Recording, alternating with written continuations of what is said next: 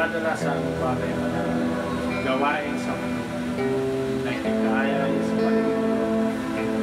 Lord, sa bawat isa, dinadalang dito kami na nagtitipon-tipon kami pupuri sa iyo puso na kami ay patuloy purihin ka, Lord, dapat pupuri kami sa mundo. Ikaw ang aming kapiling hanggang kailangan. Ikaw ang aming iwas sa bawat hindi ko, Lord, na purihin ka, Lord, na nakila ang kapangyarihan sa patuloy kami nagagalak sa nagpapasaya sa bawat isa. Lord, maraming salamat sa ikaw ang magdadala sa gawain, ikaw ang magdadala sa bawat kilos natin. Lord, maraming salamat sa ganito, mapayapa, malusog sa araw na ito, na wala ng bagay, karamdaman. Lord, ikaw ang magbigay ng kalakasan sa bawat iwas mo kami, Lord, sa bagay na sa atin. Patuloy mo kami panatilihin sa kalusugan. Patuloy mo rin kami, Lord, panatilihin sa pagkayapan. Buhay at pagkayapa. Maghahanap pagkayapa. Pag ikaw ang ating napiling, patuloy mo yan. Lord, maraming salamat. Pagpatuloy mo sa Jesus Kristo. Amen. Amen. Ayan, tayo ay siyo po mga kapatid. Thank you, Lord Jesus. Hallelujah. Christian. Tayo ay nandito mga kapatid, tayo ay muli tayong kain ng salita ng Diyos na siya ang dakila sa lahat ng salita ng ating Panginoon. Ng kautusan. Napakaganda mga kapatid. Kung gagalak tayo, buong puso, sinasamahan tayo ng Diyos. Napakaganda ng pakiramdam sa gabing ito.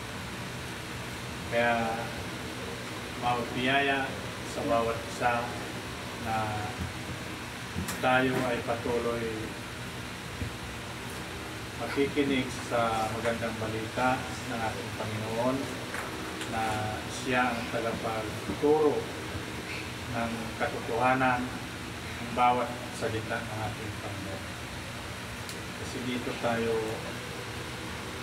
namumuhay. Mamuhay tayo sa salita ng Diyos para ma-perfect ang ating pamumuhay natin dito sa ibabaw ng mundo ito. Kasi kung wala ang kautusan ng ating Panginoon, tayo ay kalat-kalat sa mundong ito. Ano-ano ang mga gawain na hindi natin alam na galit na ang Diyos para sa atin. Kaya kailangan natin mga kapatid laging nasa salita ng Diyos para makaiwas tayo sa mga bagay na hindi kaya ayos pa. Okay, sa gabing ito mga kapatid, tayo ay masaya tayo mga kapatid na tayo ay nandito, pinupuri natin ang Diyos at masaya, pagkaganda kahit na tayo lang na nandito, mga kapatiran. Amen. Masaya. Kaya patuloy tayo magsaya sa ating Panginoon. Sayahin natin ang Diyos para lahat ng bagay ibibigay ng ating Panginoon. Bawat isa. Kailangan natin. Ibibigay ng Diyos yan. Ng tapat. Tapat tayo sa Kanya. Tapat din ang Diyos para sa atin. Mga kailangan natin. Kailangan natin mamulat tayo sa katotohanan para makamta natin ang hinahanap natin sa Panginoon.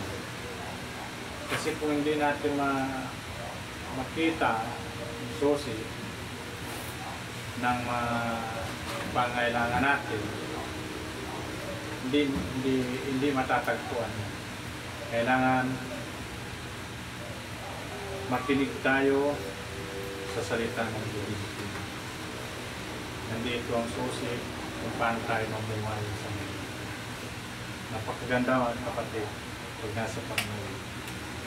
Hindi tayo papahirapan kung anumang bagay na kukulangin ka, bibigay agad ng Diyos. Kaya napakaganda na ating Panginoon. Tapat ang Diyos sa bawat isa sa atin. Amen. Basta tapat din tayo sa Kanya. Sa gabing ito mga kapatid, tayo ay mayroon ba sa ating magpapatuto sa bawat isa sa atin para sa ating Panginoon?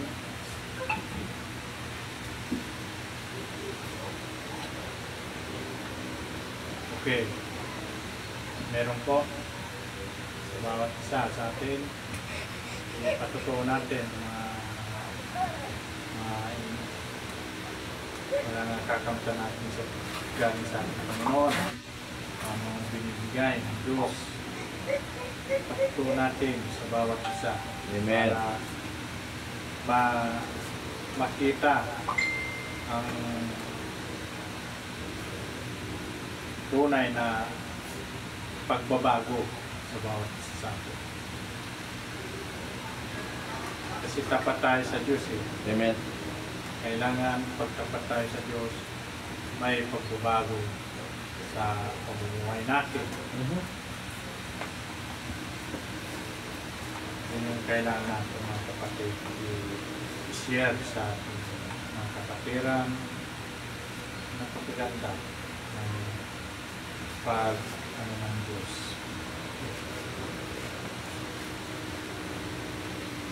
Okay, kung mga kabataan, baka meron kayo i-share.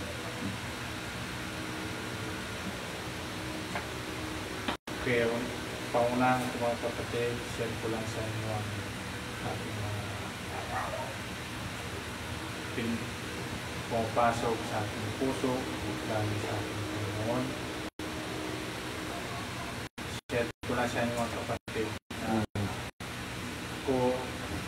lagi kong nararamdaman sa puso ko na masaya ko lagi sa ating gawain at iniiling ko sa Panginoon sana katulad din ako, sana pantay-pantay na tayo yung kasayahan sa nararamdaman ko. Tama. Kasi gusto ko masaya sa gawain. Kasi kung sa bawat isa hindi masaya sa gawain ng Diyos, parang hindi napipilitan lang. Tama. Mas maganda na wag na mag-attend kung napipilitan lang. Kaya ako hiniling sa Panginoon sa pantay-pantayan. Nararamdaman ko, dapat nararamdaman din ang bawat isa sa atin. Amen. Na masaya at patuloy na binibigyan ng gabay ng Diyos kung paano tayo mamuhay sa mundo ito. Kaya pasalamat tayo sa Panginoon. Ang ganda ng Diyos na humihingi ka, laging meron. Hindi ka pinagdadamutan kasi tapat ka sa Panginoon eh. Eh, sa aking paghahanap buhay, share ko lang sa paghahanap buhay ko, sa hanap buhay ko na nangontrata sa bahay-bahay, gagawa ng bahay, mga kapatid, manonood sa live. Lahat ng mga basta hindi kumano, galing talaga sa akin. Minsan may bigla na lang katawag na ito na yung schedule na natin ang ating pinag-usapan. Ang ganda ng Panginoon. na sunod-sunod. Pag may nakausap ko nga sa doon sa Pagsibol, mga kapatid, Amen. 3rd week ng January, tuloy Praise God. na gawa. Amen. Kaya pasalamat ako sa Kanya. Napakaganda ng Diyos na bibigyan ako ng Panginoon na pag bagong taon, may bagong Bagong biyaya, bagong taon din. mm, Kaya salamat ako sa Panginoon. Siyang lahat ng kilos, paano pumatanta ng mga paghanap buhay mo. Kasi yun, medyo malaki yun kasi buong unit. ito, lapit lang. O Amen. all page. Kaya Interview. may mga additional pa daw siya papagawa para sa labas. Tapos sa baka yung kapatid niya, katabi lang niya eh. Yun minimix daw. Minimix papagawa ng kapatid niya. Kaya pagkaganda ng Panginoon. Hindi ako pinapahirapan. Praise God. Ano mang pangangailangan ko. Praise God. Amen. Kaya buong puso ako na nagtitiwala sa Panginoon. Hindi ko ginagamit ang ating karunungan, kundi pinalapit ko sa Diyos. Tiwala buong puso. Hallelujah. Doon natin masusubukan Mhm. kung gaano ka katiwala sa Panginoon. Tama. Lalapit ka sa Diyos na walang halo na parang takot ka na mawalan. Kailangan tiwala ang puso. Tama. Kaya pasalamat ako sa Diyos sa aking family. Kaya lahat hiniling ko sa Panginoon. Malusog lahat ng ating family. At aking anak, aking asawa, malusog sila. Walang mga sakit-sakit ng bagay, ang naramdaman. Ang Diyos na bahala sa kanila. At pinapaiwasan ko lang na hindi lang magkasakit na malala ng mga sakit. Kaya napakaganda Mhm. ang aking anak, inuulit ko sa Panginoon na magbago na, mawala na yung cellphone na pinagkabisihan niya. Kaya matakot sa Panginoon. Amen. Kaya salamat ako sa Panginoon. Malusog kami Tama. at walang anong bagay na nararamdaman. Napakibiyaya na binibigay ng Diyos. Kasi lakas eh. Ang tunay na biyaya ng ating Panginoon, yung malusog tayo, Mhm. walang sakit. Amen. Yun yung tunay na biyaya ng Diyos. Wala tayong nararamdaman. Walang pumapasok sa isipan natin na magulo. Ang nasa sanglibutan, ang mga isip na gaagawan, di ba? Ako, walang isip, diretso. Tiwala sa Diyos. Kaya, buong puso ako nagpapasalamat sa Panginoon. Siya ang tunay na tagapagbigay. Gawin. Tama. Provider. Pagbigay sa yun lang yung may sa inyo mga kapatid sa ito. Meron po ba sa atin?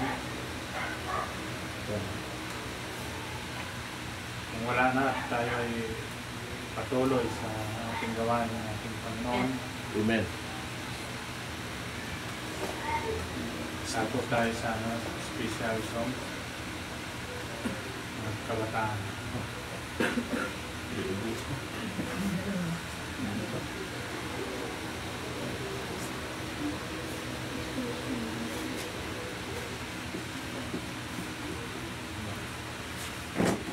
Okay.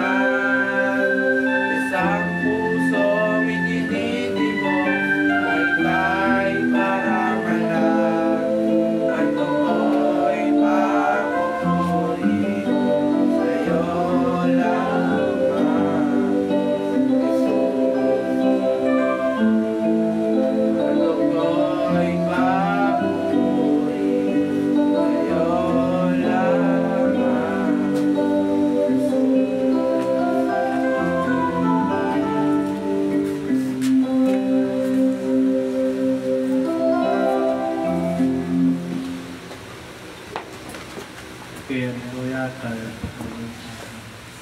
pagpuri sa ating Panginoon. God. Amen. Nabitin natin na di ka nagkulang. Amen.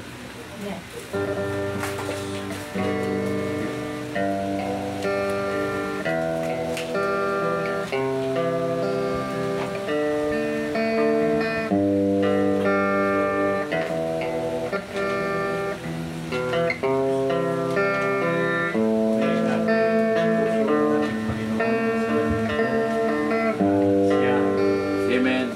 Nag-aaliw sa patuloy na ibigay ng saya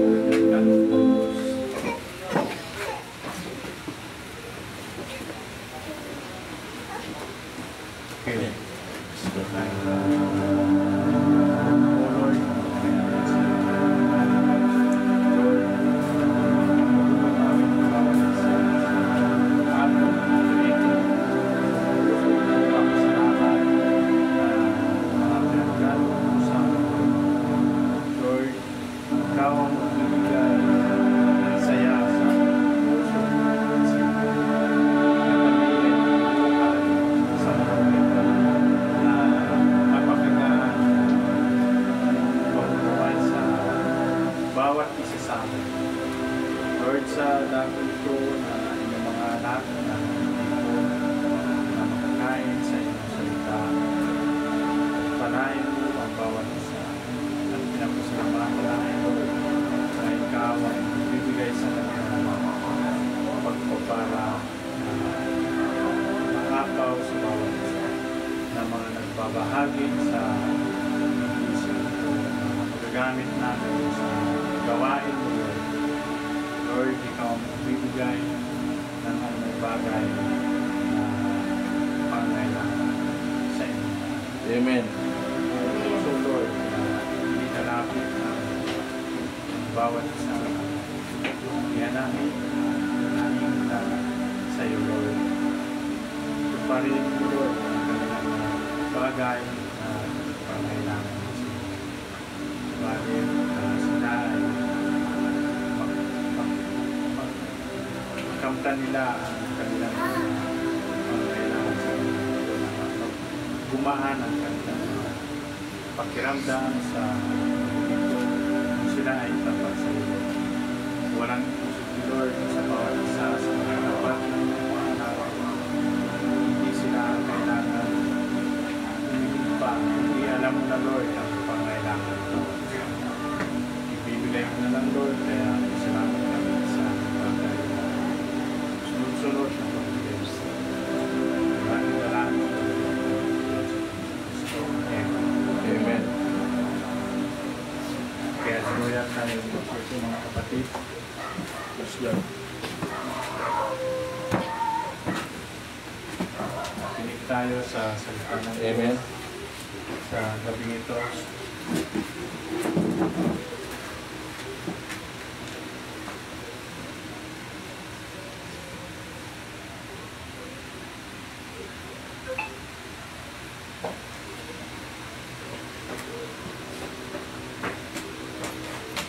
Okay, praise God. Patuloy tayo.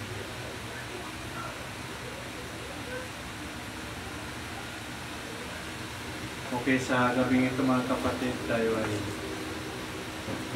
makinig at sa puso natin ang salita ng ating Diyos para manatili sa bawat isa sa atin ang banal na Espiritu ng ating Panginoon. Espiritu ng Diyos, mananahan sa bawat isa sa atin. Kaya ang isip ko sa gabing ito mga kapatid sa Efeo chapter 12.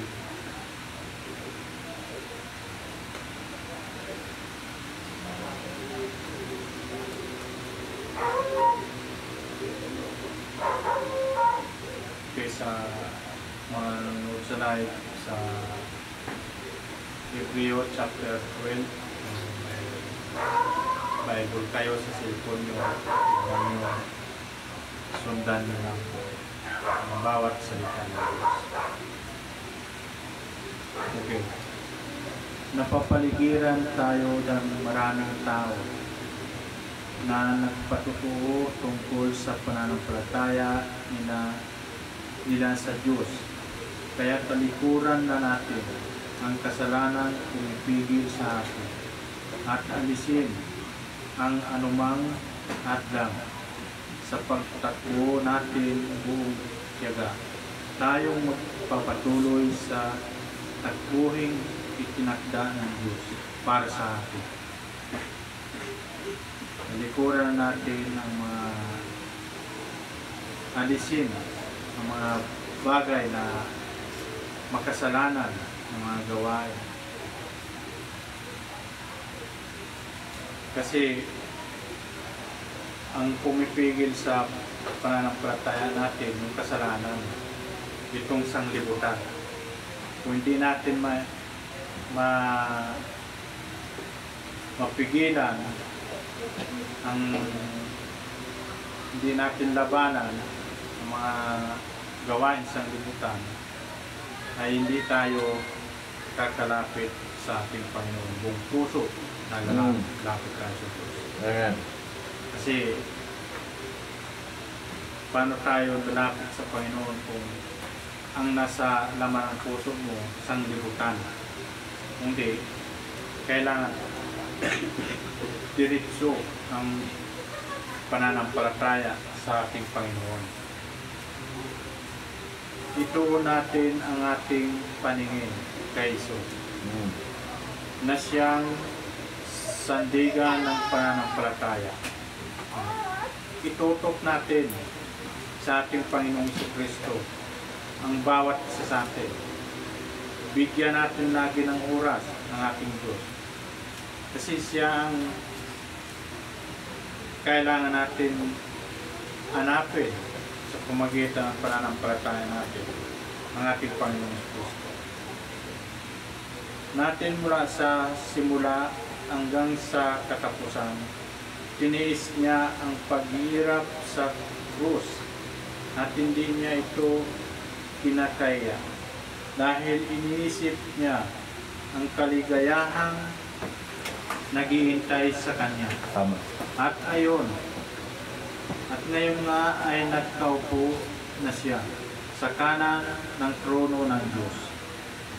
Siya talagang tiniis ng ating Panginoong Kristo na siya ay mapako sa krus para makamtan niya ang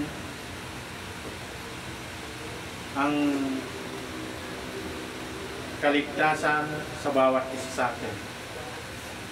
Na iniiling ng ating Panginoong Kristo na mawala tayo, malinis tayo sa ating mga kasalanan. Isipin nyo ang mga tiniis ni Jesus na paghihirap sa kamay ng mga makasalanang tao para hindi kayo pang-inaan ng loob. Para hindi tayo pang-inaan ng loob. Nagtiis ang Diyos na siya ay pinahirapan ng masasamang tao. Kasi hindi yung masasamang tao hindi maniwala sa ating Panginoon. Noon. Oo. Kung tutuusin, wala pa namang pinatay sa inyo dahil sa pakikilaban sa kasalanan. Dahil wala pa naman sa bawat isa sa noon, wala pa namatay sa pamagitan ng kaparusahan sa kasalanan. Tama. Sa panahon Kundi, nito. sa panahon ng ating nung buhay pa, nung nangarap pa ang ating Panginoon, siya ang unang tumanggap na siya ang parusahan sa pamagitan ng mga kasalanan. Baka nakalimutan nyo na ang pangaral ng Diyos sa inyo. Bilang mga anak niya, anak, huwag mong baliwalain ang pagdidisiplina ng Panginoon. Huwag kang pang-inaan ng loob kung sinasaway kanya. Huwag tayo pang-inaan ng loob kung sinasaway tayo ng ating Panginoon. Kasi sinasaway tayo ng Diyos para hindi tayo makagawa ng mga kasalanan dito sa mundong ito. Ito yung kailangan natin sa puso, mga kapatid. Yung mga kautusan ng Diyos sa bawat isa sa atin. Kasi yung mga tao, pag sinuway mo sa salita ng Diyos, magagalit pa. Diba? Kaya wag natin bigyan ng sama ng loob ang pagsaway ng ating Panginoon. Sapagkat dinidisiplina ng Panginoon ang mga minamahal niya. Dinidisiplina ng Diyos ang minamahal ng mga anak. Pinaplano niya ang itinuturing niyang mga anak. Kasi may pangarap ang ating Panginoon sa kanyang mga anak na tayo ay makakapiling natin siya habang buhay, ang ating Diyos. May plano sa atin, ayaw tayo pahamak. Tiisin nyo ang lahat ng paghihirap bilang pagdisiplina ng Diyos sa inyo. Dahil itinuturing niya kayong mga anak. Sino bang anak ang hindi dinidisiplina ng Ama? Lahat tayo, dinidisiplina tayo ng mga ating mga magulang ganon din ang Diyos. Walang magulang na hindi ka dinidisiplinahin ng inyong mga anak. Ganon din ang Diyos. Lahat, wala sa atin pinapanigan ng ating Panginoon. Hindi lahat tayo dinidisiplina ng Diyos. Kung hindi kayo dinidisiplina ng Diyos, gaya ng dinidisiplina niya sa lahat ng anak niya, hindi kayo mga tunay na anak, kundi mga anak sa labas. Kung hindi kayo dinidisiplina ng ating Panginoon, parang iba yung parang iba yung lahi nyo. Lahi kayo sa labas, hindi kayo lahi ng Diyos. Para ang hindi disiplina at hindi tumatanggap ng disiplina ng Diyos, yung mga anak ni Satanas, yun yung hindi tumatanggap. Kahit ang mga ama natin dito sa lupa ay dinidisiplina tayo, at sa kabila nito iginagalang natin sila. Kaya lalong tapat tayong magpasakop sa pagdidisiplina ng ating Ama na nasa langit para maging mabuti ang pamumuhay natin. Pasakop tayo sa ating Panginoon sa pagdidisiplina natin para sa atin. Kasi tinutuwid tayo ng Diyos eh. Ayaw niya tayong mapapahamak, ayaw niya tayong mahirapan. Kung makikinig tayo sa disiplina ng Diyos, makakamta natin ang pamumuhay natin dito sa mundong ito, na mapayapa at magaan ang pamumuhay natin sa mundo. Pero kung hindi natin tinatanggap ang disiplina ng Diyos, ay wala kayo. Hindi kayo magiging hawaan sa paghihirap dito sa mundo ito. Kailangan makinig tayo sa ating Panginoon sa kanyang mga kautusan. Sa maikling panahon, idinidisiplina tayo ng mga ama natin dito sa lupa. Maikling panahon, dito lang sa lupa ang ating mga magulang. Ayon sa inaakala na nilang mabuti. Ngunit ang disiplina ng Diyos ay laging para sa ikakabuti natin upang maging banal tayong gaya niya.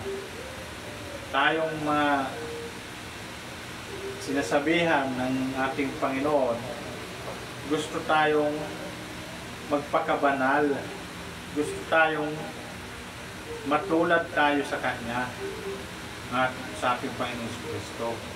Para tayo ay matanggap tayo ng Kanyang Ama, na tayo ay banal, malinis, at sumusunod tayo sa Kanya.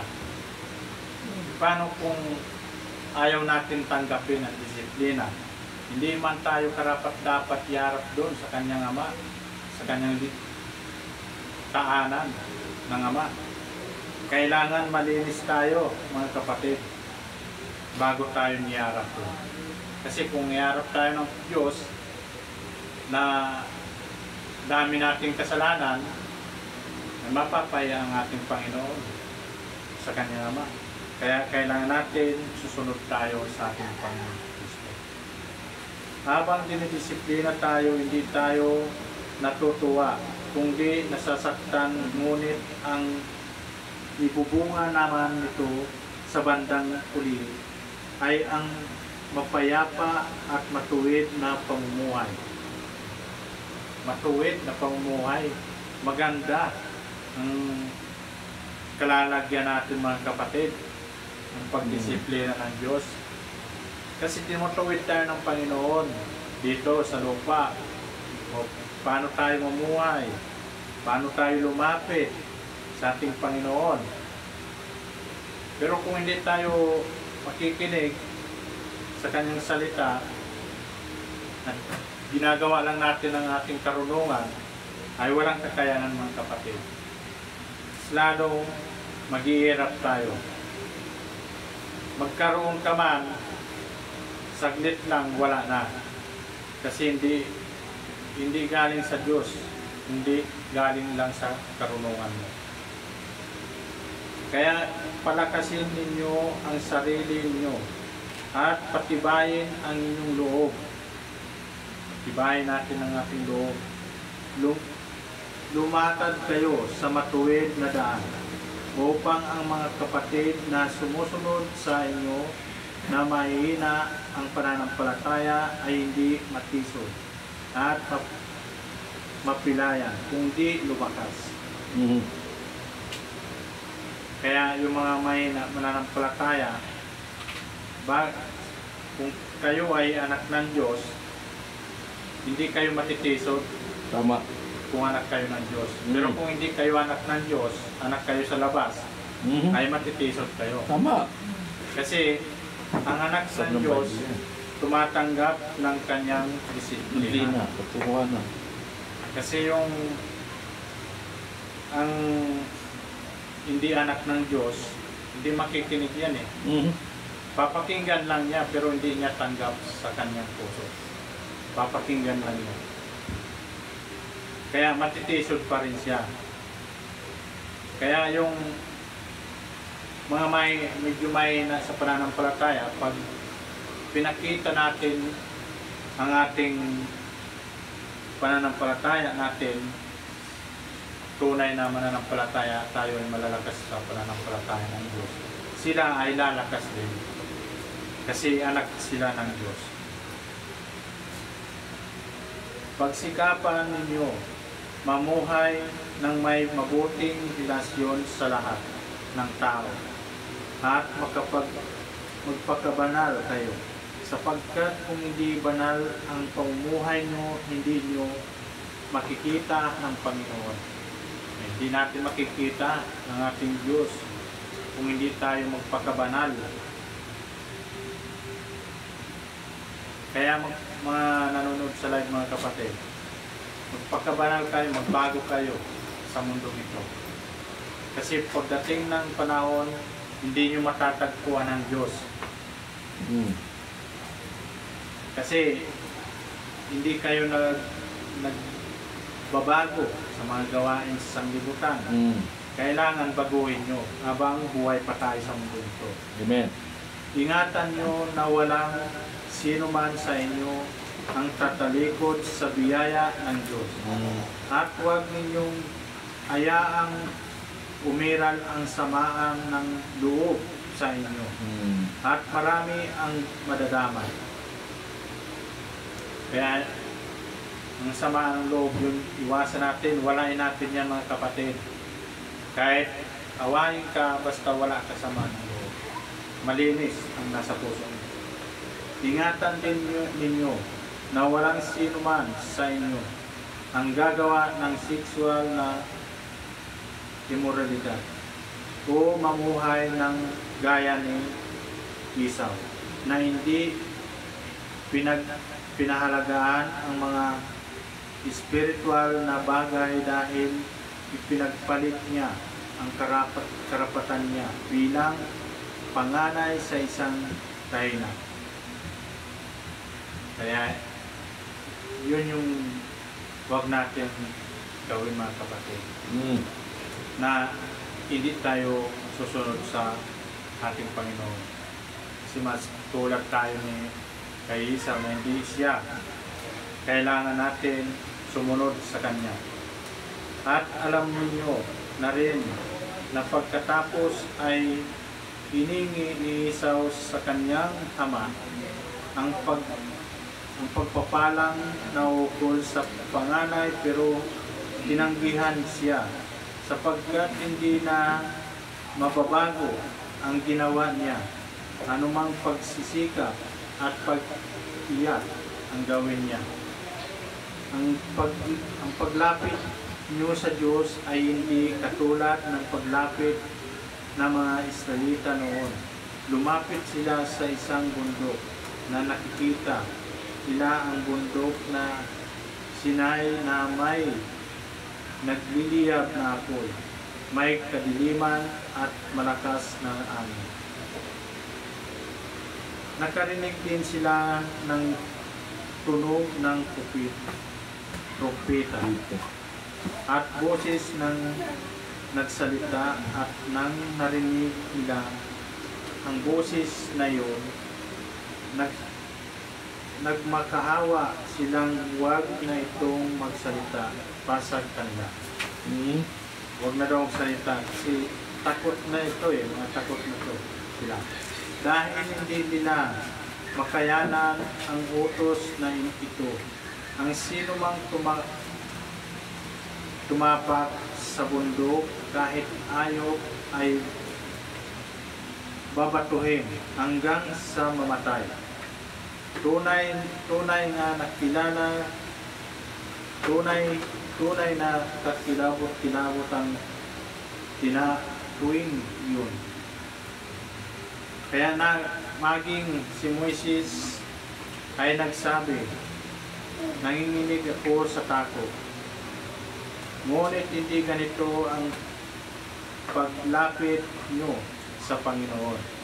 Dahil ang alip nila pitan nyo ay ang bundok na Sion, ang lungsod ng Diyos na buhay, ang Jerusalem na nasa langit, na may libu-libong hangin na nagtitipon ng may kagalakan. Doon sa Israel kasi marami doon ang mga anghel na nagtipon, marami. Kaya lumapit kayo sa pagtitipon ng mga itinuturing na mga pangalan ng Diyos, na ang mga pangalan nila ay nakasulat sa langit. Lumapit kayo sa Diyos na siyang hukom ng lahat, at sa mga espiritu na mga taong itinuturing na matuwid, na Diyos ang ginawa niyang ganap ng ating Panginoon, yung matutuwid at mga banal to. Lumapit kayo kay Jesus na siyang tagapamamagitan natin sa Diyos sa bagong kasunduan. Ang kasunduan ito ay pinagtibay ng kanyang dugo nang higit na mabuti kaysa dugo ni Habil na umiingi ng katarungan.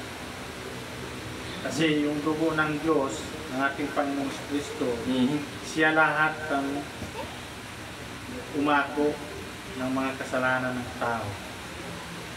Kapalit to kapalit ng dugo ng Diyos yung mga makasalanan. Kaya lumapit tayo sa Panginoon. Ang ating Panginoong Kristo ang siyang tagapamagitan sa ating Diyos. Kasi kung hindi tayo lalapit sa ating Panginoong Kristo, hindi natin siya makita, hindi tayo makakarating doon sa kanyang Ama. Kaya tayo, kasi ang ating Panginoong Kristo ang daan patungo doon sa ating kalalagyan.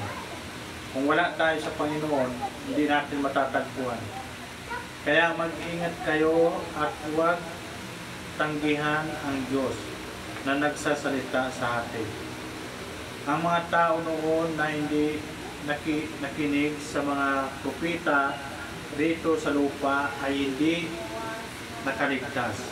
Sa parusa, paano kaya tayo makakaligtas kung hindi natin papakinggan ang nagsasalita mula sa langit? Kung hindi tayo makikinig sa kanyang magandang balita na ibinigay niya sa kanyang mga propeta dito sa lupa, na hindi natin matatanggap ang buhay na walang hanggan. Paparusahan tayo ng Diyos. Yumanig noon ang lupa nang magsalita ang Diyos. At ngayon ay nangako siya. Minsan ko pang yayanigin ang mundo, pati na rin ang langit. Yayanigin ng Diyos minsan pa. Pero may panahon talaga na babaguhin ng Diyos itong lupa na to. Mm. Ang katatagang minsan pa ay nagpapaiwatig na aalisin ng Diyos ang lahat ng nilikha niya na nayayanig para manatili ang mga bagay na hindi nayayanig. Talagang itong mundong ito, mawawala ito eh. Babaguhin natin ang ating Panginoon. Kaya magpasalamat tayo sa Diyos dahil kabilang na tayo sa kaharian niya na hindi nayayanig. Sambahin natin siya sa parang kalugod-lugod na may takot at paggalang sa Kanya. Dahil kapag naparusahan ang ating Diyos, ito ay parang apoy na nagpatok. Pag nagparusa ng ating Panginoon, talagang apoy ang ipaparusa sa panahon natin ngayon. Apoy. Kaya, lumapit tayo sa Panginoon na buong puso. Amen. Lumapit tayo na katanggap-tanggap tayo sa Panginoon sa Kanyang harapan. Kasi napakaganda ng Diyos. Siya ang tagapamagitan para hindi tayo mapapahamak dito sa mundo ito. Kasi kung hindi natin matanggap ang ating salita ng ating Panginoon tulad ng disiplina niya, ay hindi nga tayo karapat-dapat tumarap sa ating Panginoon. Yung nakikinig lang, yun yung mga anak ng Diyos. Yung tumatanggap, talagang ginaganap sa inyong buhay. Amen. Amen. Kasi nananatili sa iyo ang Espiritu ng ating Panginoon. Tinanggap mo siya.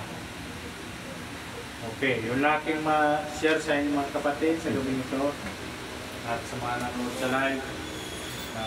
Basahin nyo muli para malinawan nyo ang salita ng Diyos. Amen. Lahat ng verse ng ating Biblia na ibinigay ng Diyos sa kanyang mga propeta, basahin natin lahat. Kung nandyan lang naman tayo sa bahay, yun yung gawin natin. Libangan sa cellphone, yung pagbabasa ng Bible. Kahit wala nang yung papel, kasi papel, di ba, buklat-buklat. Sa cellphone, matik na. Pipindutin mo lang, lalabas na. Amen. Kaya hindi na tayo kailangan tamarin sa pagbasa ng Amen.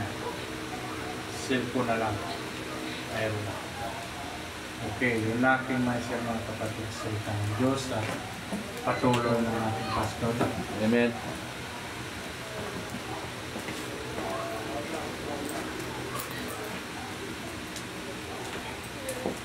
Amen. Makita natin mga kapatid Amen. na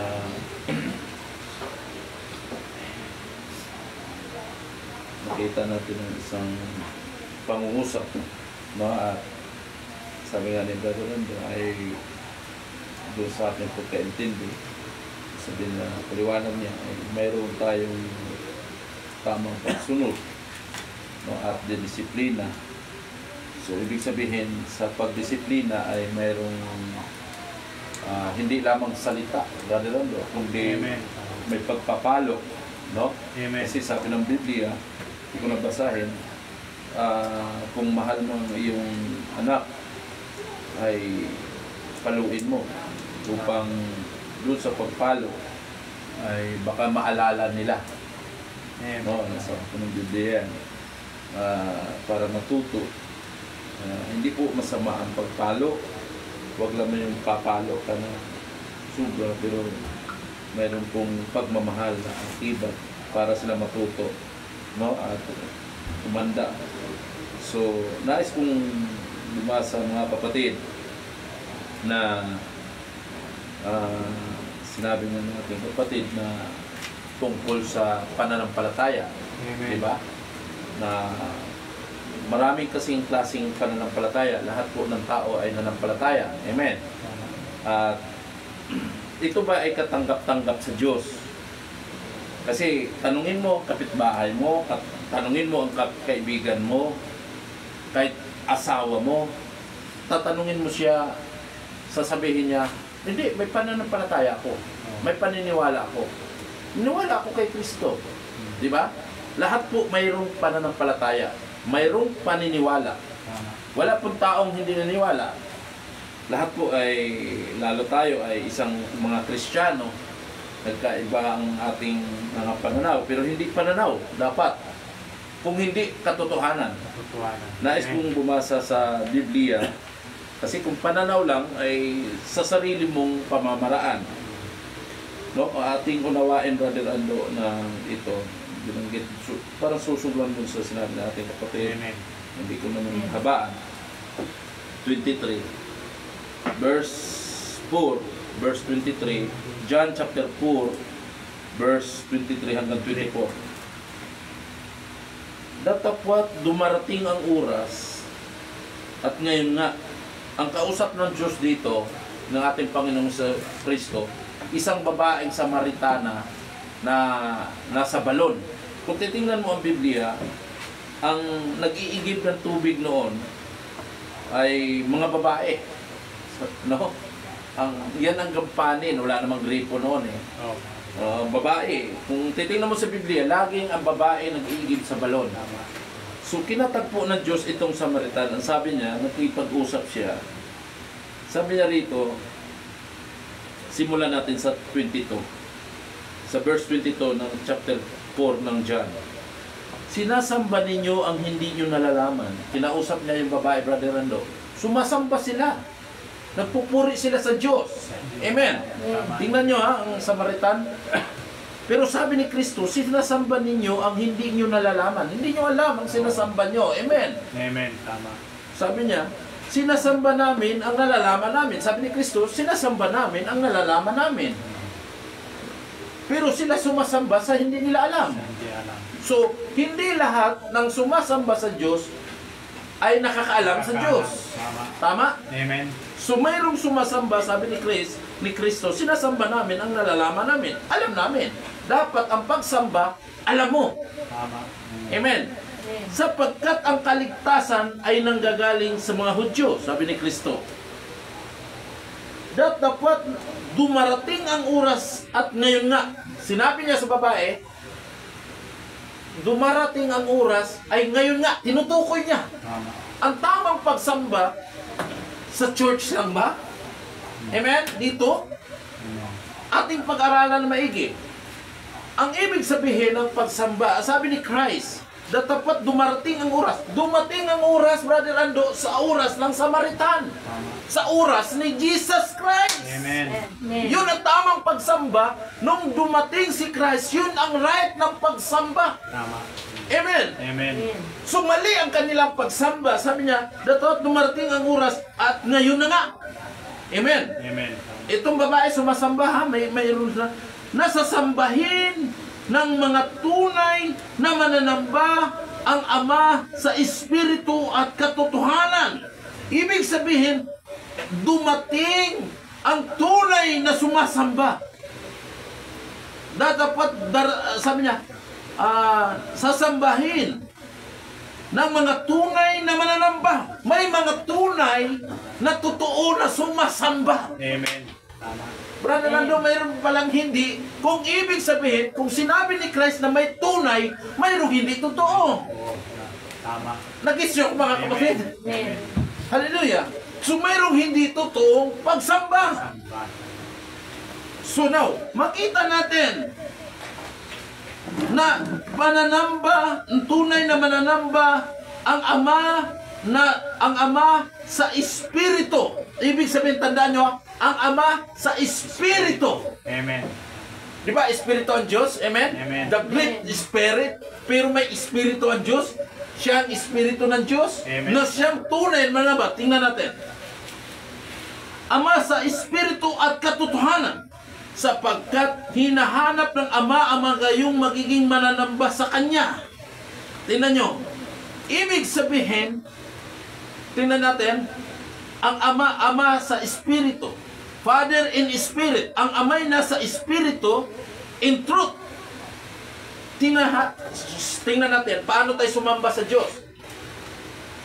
Father in Spirit. Tama? Amen. Ang truth. Ibig sabihin, ang Ama'y nasa Espiritu at katotohanan. Amen. Amen. Dalawa po yan. Espiritu at katotohanan. So, mayroong hindi katotohanan. Nakita ko? Amen. So, mayroong hindi katotohanan, kaya hindi lahat ng relihiyon ay totoo. Amen. Amen. Mag-gets nyo ako? Amen. Kaya na minsan, nagtanong ba kayo sa sarili nyo, sa inyong mga relihiyon, kahit dito sa atin, totoo kaya to ang aking sinasaniban? O aking sinasamahang relihiyon? Dapat minsan, nagtanong kayo minsan. Amen. Para, baka mamaya ang aking kaluluwa mapapahamak lamang. Kasi ang pinag-usapan natin dito, hindi sa pang-future ng ating mga buhay dito sa mundo. Ang future dito ay ang kaluluwa natin. Amen. Nag-isip nyo mga kapatid. Amen. Kaya nasabi niya dito, Brother Rando, ang Diyos ay Espiritu, right? At ang sa Kanya'y nagsisamba ay kinakailangan magsisamba sa Espiritu at katotohanan. Amen. Amen. Nag-gets nyo ko? Amen. Kailangan nasa Espiritu ka at katotohanan. Dalawa, di ba? Espiritu, mayroong posible na mayroong kang Espiritu ng Diyos pero wala ka sa katotohanan. Nag-gets nyo ko? Amen. Hallelujah! Ibig sabihin, talastasin natin, sabi niya. Tingnan nyo ha, naghintay ang babae sa Mesiyas. Naghintay sila kay Kristo. Brother Ando, kaya sumasamba sila sa Diyos dahil hinintay nila ang Mesiyas. Sabi ng babae. Sinabi sa kanya ng babae, nalalaman ko na paririto ang Mesiyas. Yun nga, si Kristo. Ang Mesiyas, ibig sabihin ng Mesiyas, Kristo. Ang tinatawag na Kristo. Na pagparito niya ay ipahahayag niya sa amin ang lahat ng mga bagay. Ibig sabihin, yung hindi niya nahalata na ang kausap niya, yan yung hinihintay nilang sinasamba. Tama. Amen. Amen. Amen. Nag-gets nyo mga kapatid? Amen. So, kailangan dumating yung ating sinasamba, dapat dumating sa buhay natin, na-experience natin si Christ sa buhay natin. Amen. Tama. Amen. Nakita natin mismo. Amen. Hallelujah. Pwede kang, ang isang tao, pwede kang magkonklusyon na ganito ang ugali niyan, ganito ang ano niya, sama pala. No? Ang isang tao pwede kang siraan, kahit anong salita, pwede kang siraan. At ang tao pwedeng maniniwala. Tama. No? Sa tingin sa'yo, masama ka na. Ngayon, hindi ganon. Hindi lang dapat naririnig nyo sa pangangaral ng pastor about kay Christ. Kailangan nyo ma-experience nyo si Kristo mismo. Amen. Amen. Tama. Hallelujah! Makilala nyo ang isang tao kapag kayo ay laging magkasamang matagal. Tama. Amen? Amen. Nagis nyo mga kapatid? Amen. Amen. At kailangan doon nakita ng babae na paghalata ng babae sa katagalan nilang pag-uusap, na paghalata niya, ito nga ang Mesiyas. Hallelujah! So na-experience ng babae sa sobrang niyang tuwa na nagalak siya, nagiging patutuo niya, narito ang Mesiyas na tagpuan ko. Hallelujah! Amen. Hindi siya nangaral, kung hindi pinatutuhanan niya ang kagalakan kapag natagpuan mo si Kristo sa buhay mo personal. Amen. Hallelujah! Hindi lamang sa kwento ng pastor, hindi lamang sa narinig mong pangangaral, kung hindi naranasan mo si Kristo sa tunay mong buhay, hindi ka nabibitaw. Lahat ay kagalakan na sa buhay mo. Amen. Amen. Tama. Hallelujah! Kailangan mo ma-experience si Christ. Kailangan mo matagpuan siya mismo. Amen. Hallelujah! Hindi lamang na sa pangangaral natuto ka. Nalalaman mo, logic lang yon. Hindi mo na-experience. Hallelujah! Nagits yung mga kapatid. Amen. Pwede ka siraan. Pwede ka gawa ng kwento. Pero ang isang tao, Kapag ang isang tao laging kasama sa tao, kahit anong sira mo, mas kilala ko ito dahil matagal kong kasama kaysa iyong ginawang kwento. Hallelujah, gets nyo ako? Amen. So sabi niya, sambahin sa espiritu at katotohanan. Tama? Nag-gets nyo ako? Amen. Ngayon, hindi lahat ng espiritu, Brother Ando, ay totoo. Nag-gets mo? Amen. Tama? Hindi lahat ng espiritu ay totoo. Tingnan natin. Sabi niya, Hallelujah. Sabi niya, balastasin niyo ang bawat espiritu.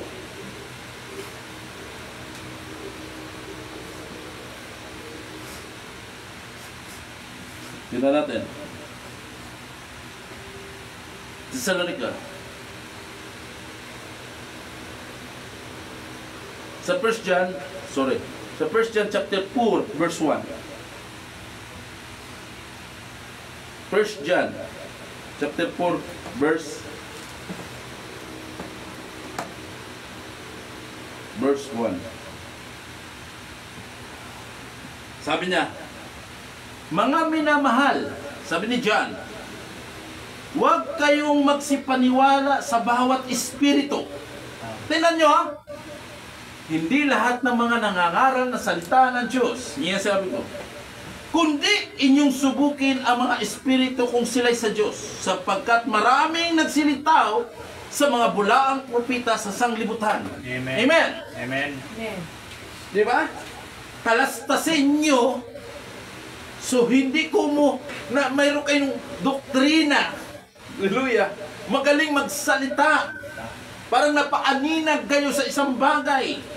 Nag-gets nyo ako mga kapatid. Amen. Hallelujah. Yun lang pala yung nakita mo ay reflection lamang. Hindi mo nakita directly ang tunay. Nag-gets nyo mga kapatid. Ibig kong sabihin, sabi niya, talastasin nyo ang bawat espiritu. Amen. Kasi yung espiritu ng kaaway ay nagsasabi rin yan ng anong sabi kay Christ? Di ba si Christ ang katotohanan? Amen? Amen. Ang tawag nila kay Christ ay Beelzebub. Hari ng Diablo. Tingnan natin. Sabi niya,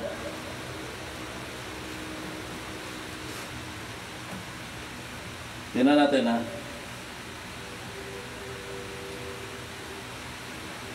Hallelujah, sabi niya. Sana makita natin mga kapatid. Yan nga sinasabi ko na minsan nagtanong ba kayo? Kasi napaka-importante ang kaluluwa ng tao. Ang kaluluwa natin. Nasabi ko dito. Tingnan natin. Sorry. Tingnan natin ha. Sinabi mo, Revelation 3:17-18. Revelation 3:17-18.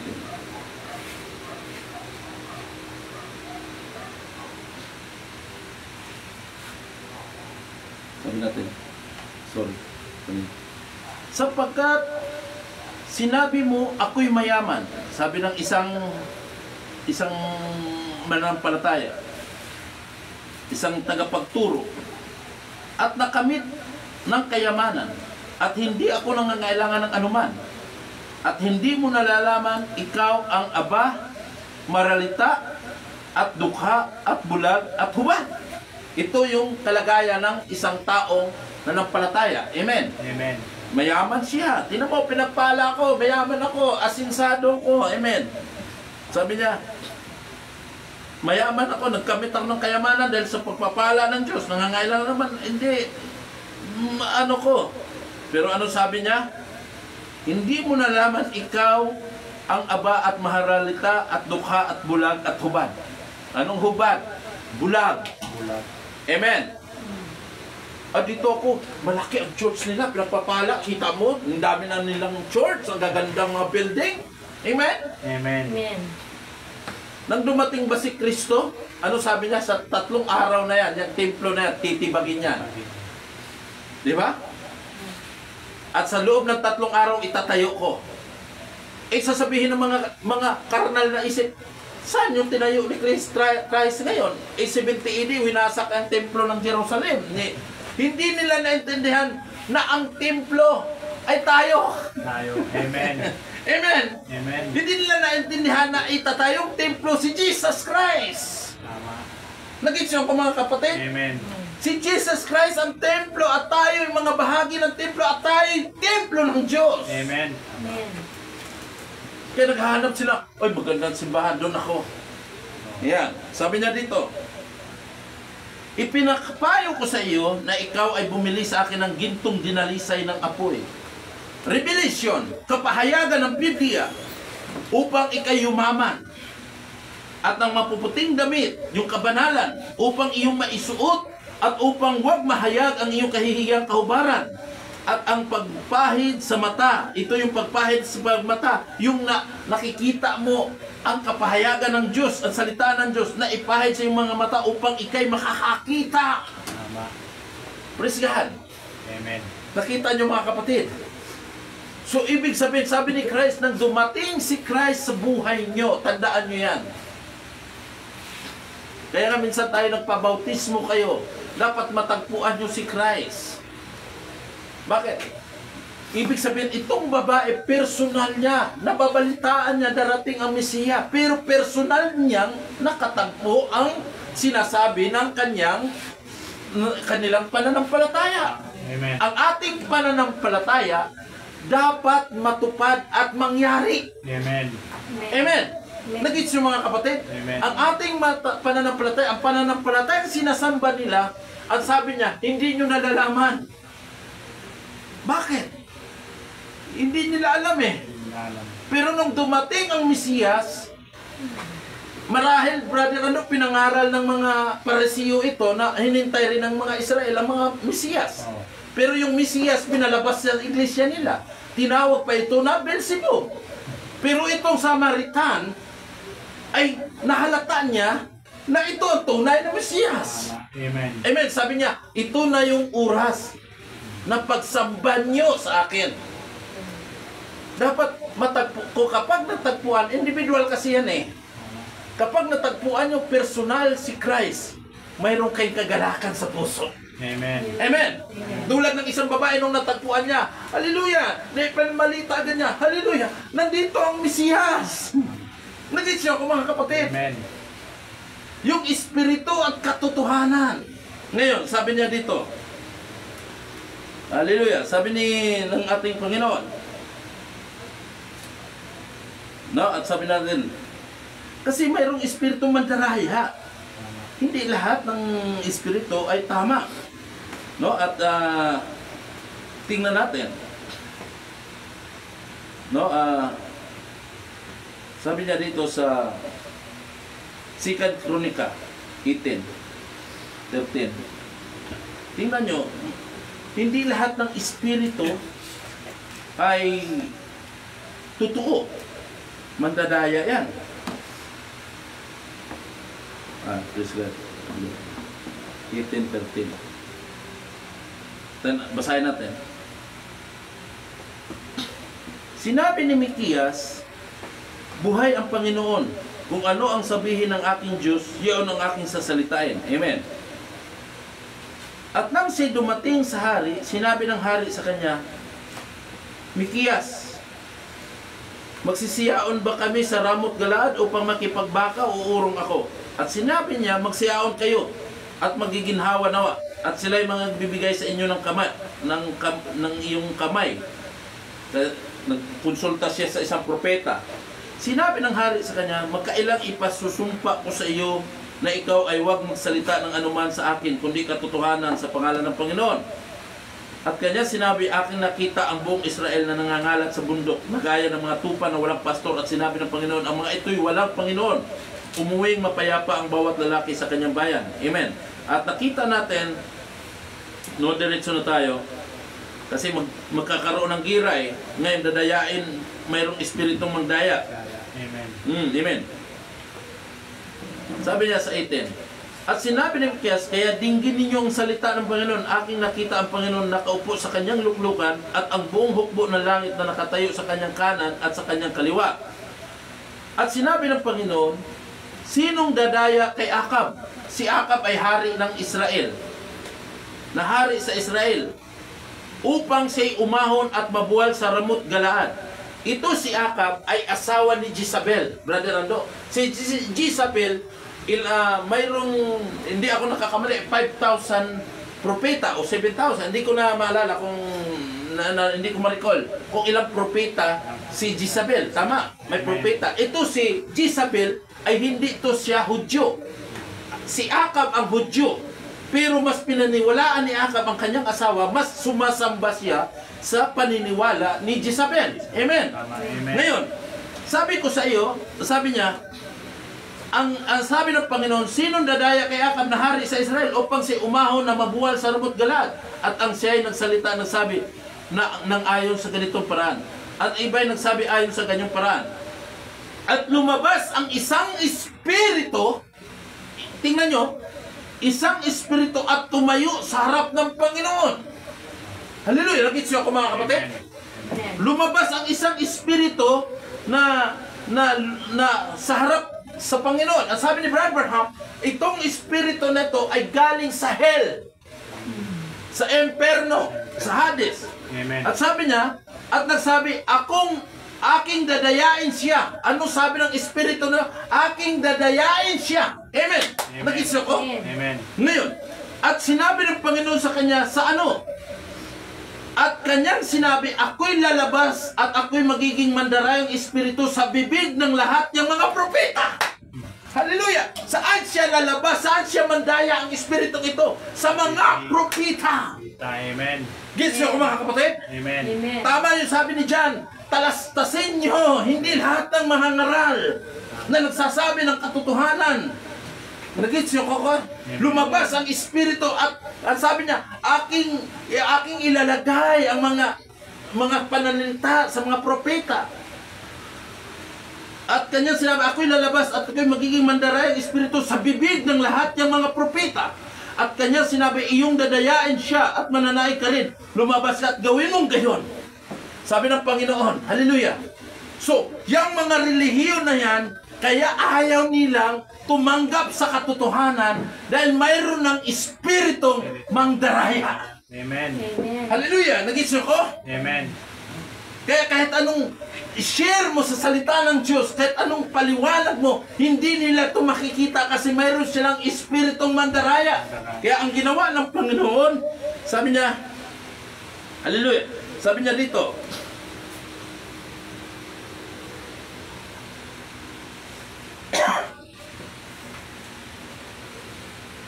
tanda natin. Kaya hindi nila matanggap, Brother Nando.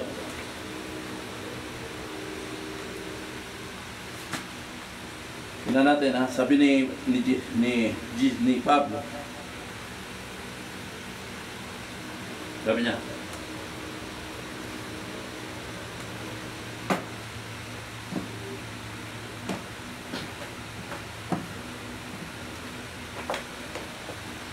sabi niya,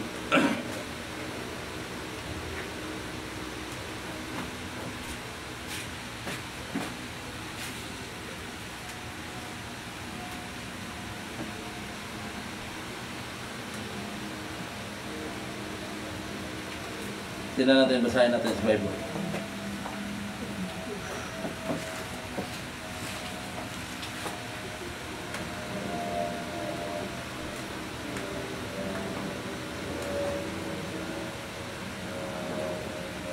Sabi niya,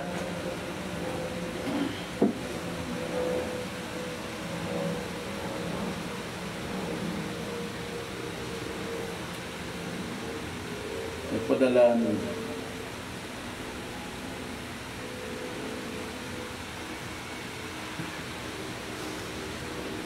last verse. Tapos tayo.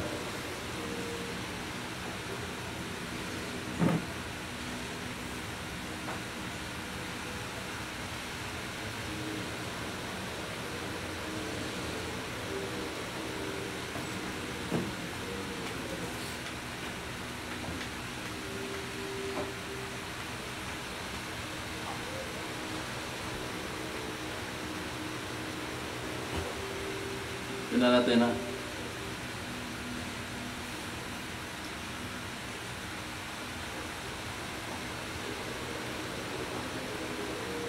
Kaya sinabi dito, makita natin si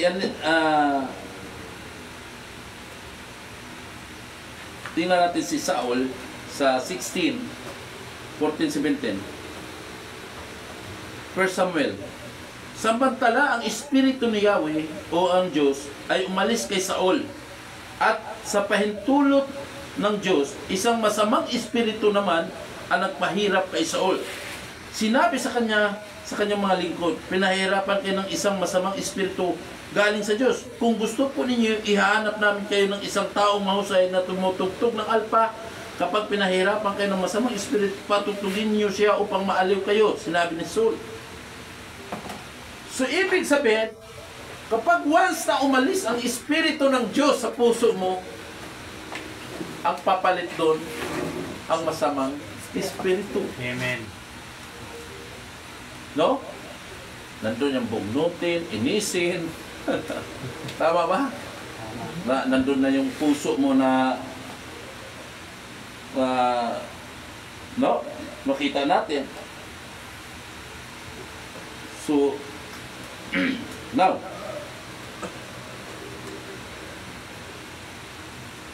sabi niya rito, makita natin mga kapatid na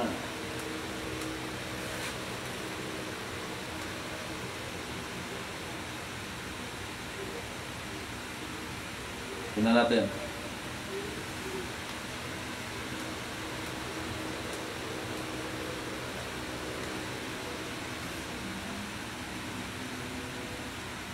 Ito. Last verse na.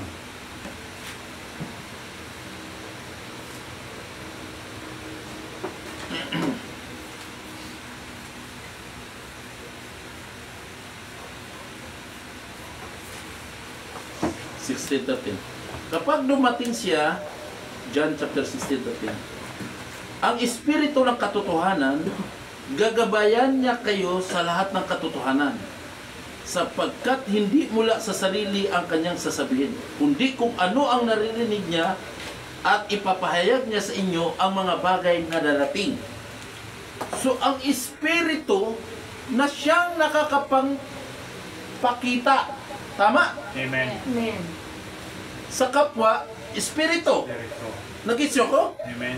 So, ibig sabihin, sabi niya, ano narinig niya ay ipapahayag niya sa inyo ang mga bagay na darating. So, itong espiritu, siya yung magpapakita sa mga darating. Tama. Kaya ang ating pananampalataya, ang salitang pananampalataya, the hope things, Amen. ating unawain. Ito yung espiritu na umaasa ka. Tama? Amen. Now, linawin natin. Malapit na. Saktong matapos tayo.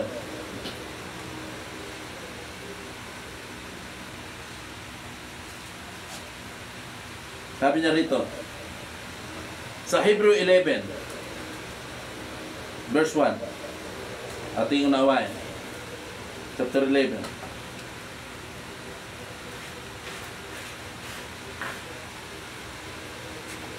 Hebrew chapter 11. Amen. Hindi makita. Verse 1. Ngayon, ang pananampalataya ay siyang kapanatagan sa mga bagay na hinihintay. So, yan ang pananampalataya. Ang pananampalataya pala, siya yung naghihintay. Amen. Amen. Ibig sabihin, sabi niya, ang katunayan ang mga bagay na hindi nakikita. Amen. Amen. Espiritu. Kaya nga sabi doon sa John na binasa natin sa 16, na ang Espiritu na siyang magpapahayag sa mga bagay na darating. Amen. Hallelujah. Nag-isyo ko? So, ibig sabihin, ang ating pananampalataya, Brother Hando, dapat yung Espiritu ng katotohanan, ang sabi niya, yung Espiritu na siyang nakapagbibigay ng katotohanan at kapahayagan sa pangyayari. Amen. Amen. Nag-isyo mga kapatid? Amen. Napakalinaw, di ba? Amen.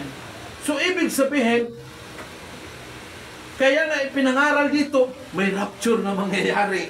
Paano mangyari ang rapture? Paano pala ang tao may tatlong bagay sa isang tao? At ang nagkunik pala sa katawan at kaluluwa, yung espiritu. Amen? Nagis niyo ako? Amen. Yung buhay, yung breath of life, yun yung spirit na ibinigay ng Diyos para magdugtong ang espiritu at ang katawan at kaluluwa. Amen? Amen. Kasi pag inalis yung breath of life, doon natin naintindihan. Tama. Nagis niyo ako? Amen. Kaya pala, may mga darating sa buhay natin na doon tayo umaasa. Praise God. Yun ang, kapag nandun sa iyong espiritu, may katiyakan ka, may assurance ka. Hindi ka mag-doubt sa salita ng Diyos. Amen, Brother Nando? Amen. Tama. Kaya nga sabi ng Panginoon, sambahin nyo. Amen. Sa oras ngayon. Tama. Kailangan Amen. makatagpo mo si Kristo. Amen. Hallelujah. Nag-gets nyo ako? Amen. Kasi kung katagpuin niyo si Kristo, hindi niyo kailangan mag-ML para magiging masaya sa buhay. Amen? Amen. Hindi na kayo kailangan mag-enjoy, mamasyal para maging masaya sa buhay. Amen. Kasi kung natagpuan niyo si Kristo, masaya na kayo sa buhay. Tama. Naroon na ang kagalakan niyo. Amen? Amen. At hinahanap niyo laging fellowship. Tama. Nag-gets niyo? Amen. Kaya nga pag may fellowship, excited na. Uy, anong oras na? Uy, maglinis tayo sa church. O, gawin na natin. Hallelujah. Why? Nakatagpo tayo ng na-encounter natin ang ating Panginoon. Nagis nyo? Amen. Espiritu at katotohanan. Hindi lamang sa isip, sa puso. No, ayaw kong magbigay ng quotation ay masyado ng gabi. Sabi ni Brad Burnham, kailangan maluklok sa puso nyo. Kasi yung puso ang siyang mag-express ng katotohanan. Kung anong nilagay mo sa puso mo, yun ang lalabas kung sino ang nasa puso mo. Amen? Amen. Yun totoong ikaw. Pero kung ilagay mo si Kristo niyan, lalabas niyang ay yung pagka-Kristyano. Tama. Yun ang ating pananampalataya. Ang pananampalataya siyang inaasahan. Mayroon tayong natatanaw. Tama. Amen. Mayroon tayong pag-asa. Yung espiritu na nakakaalam sa darating, nakakapananaw sa ating mga buhay. Kaya alam natin ang mga darating. No? Yun yung tinawag, Brother Ando, na prophecy. Na alam na natin na ganito ang mangyayari. Tama. Amen. Amen? Tayo po'y manalangin mga kapatid, tayo tumayo at tayo po'y panalangin natin si Sister Tis Paktaw. No, ay nag-request siya ng panalangin at panalangin natin siya na pagpalain sila, ang kanyang may ang kanyang asawa at mabalik sa katotohanan ng salita ng Diyos at kanilang kalusugan, ang kanyang mga anak, ingatan sila, ang kanilang pamilya ay mabigyan ng kalusugan, no? At na-request ng ating kapatid na sila po ay nasa Negros, no? Bakulod, no? Ang ating kapatid. Pag-pray natin at si Sister Bina at sino pa, Sister Annabel, sino pa ating panalangin, yung naalala ko na, no? Kung meron kayo gusto ipanalangin, sabihin nyo lang sa akin mga kapatid. Ano pa ipanalangin natin, no? At kung may panalangin kayo, kung mayroon kayong request ng panalangin dito, Kapatid ko si Arlene, Amen. si Arnel, no? Panalangin natin. Paalis na siya. Praise God, buti nun, no? Palace abroad, panalangin natin, pag-pray natin si kapatid ng ating kapatid na si Brother Ando, si Brother Arnel na mag-iibang bansa, no? Iiwanan ang kanyang pamilya, mga anak, ano pa, may panalangin pa.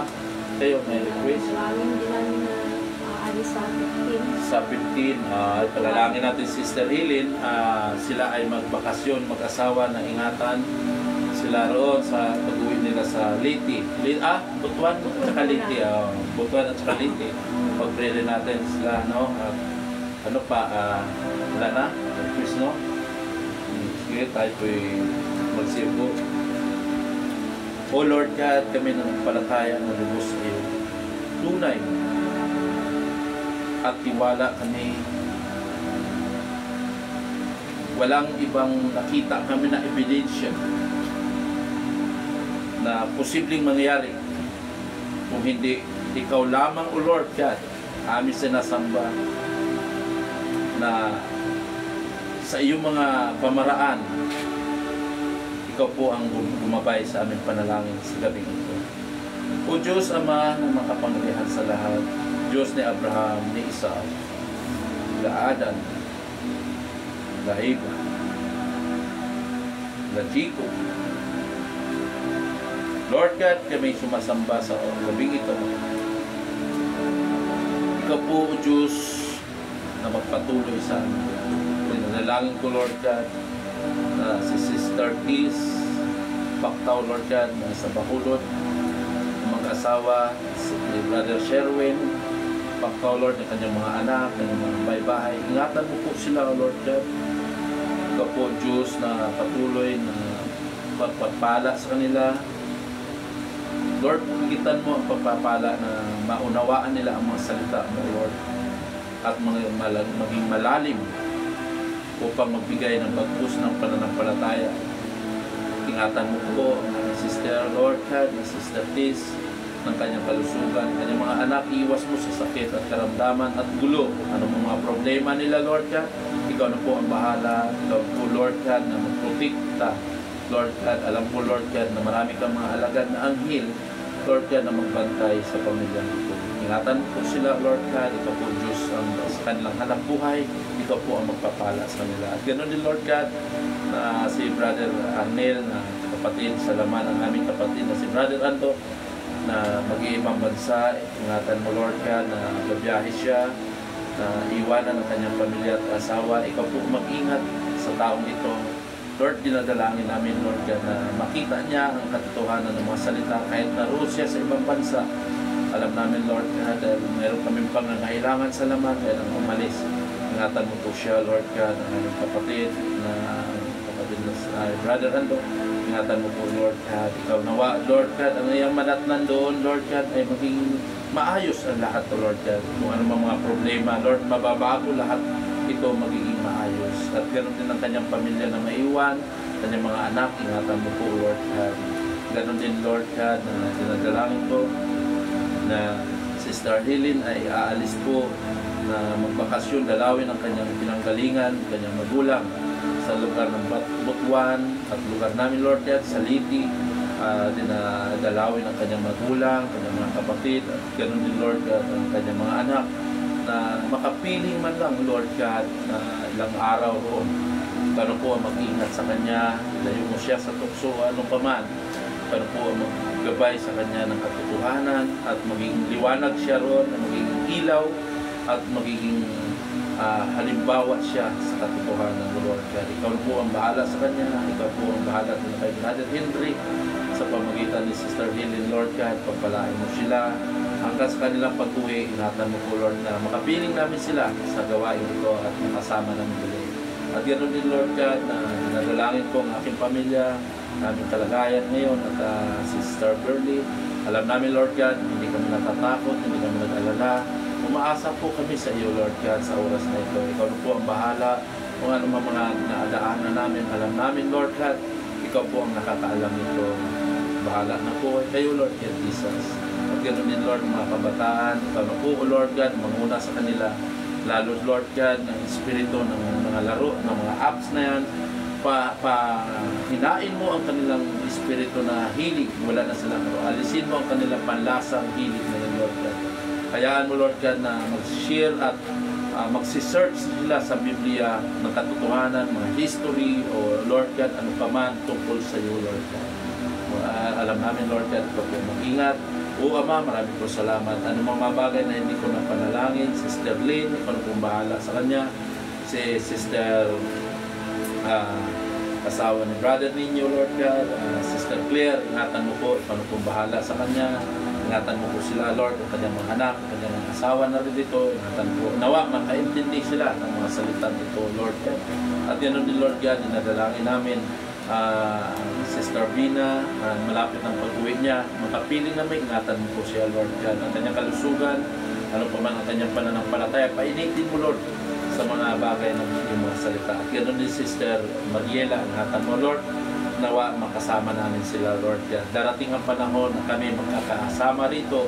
Ikaw na po ang mag-provide sa aming pangangailangan. Kasi minsan, Lord God, sa aming pangangailangan ay lumalayo kami dahil sa kailangan, sa mga alam namin, Lord God, ikaw ang gagawa ng paraan na magkaroon kami ng hanap buhay na magaan sa aming pananampalataya. Maraming po salamat, ikaw po Diyos, na nag-iisang aming dinadalanginan. Sa tanging pangalang Kristo Jesus ng aming Panginoon, ang lahat po ay magsabing Amen. God bless mga kapatid at tayo na magsasabing Amen. Hallelujah.